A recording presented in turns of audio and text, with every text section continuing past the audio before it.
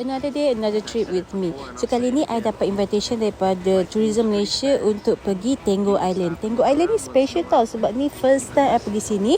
I stay dekat satu chalet ni dekat pulau. Nanti I cerita detail lah. Jom. Satu hari perjalanan daripada KL sampai ke Dungun. Kita orang stay dulu dekat Permata Chalet.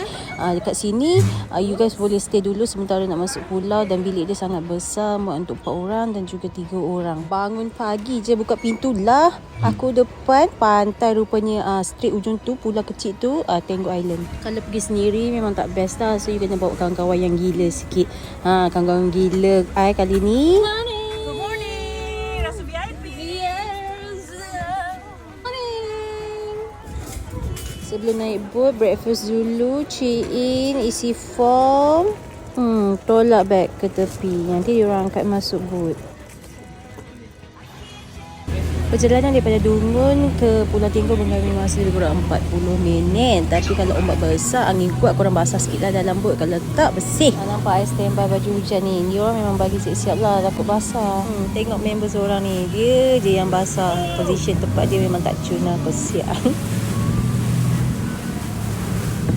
Welcome to Pulau Tenggo. I stay dekat Tenggo Coral Beach Resort. Pulau ni agak private. Dah, jom I bawa tunjuk bilik dulu.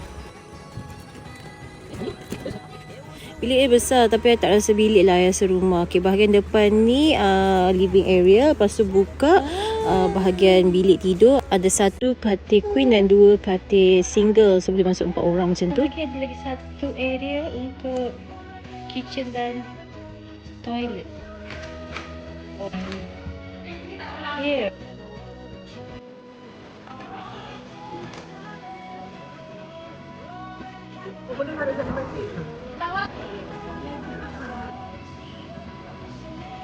First aktiviti yang buat hari ni, I nak pergi free diving. Aktiviti untuk day tu nanti I cerita dekat video saya. Okay, enjoy dulu kita orang punya free diving.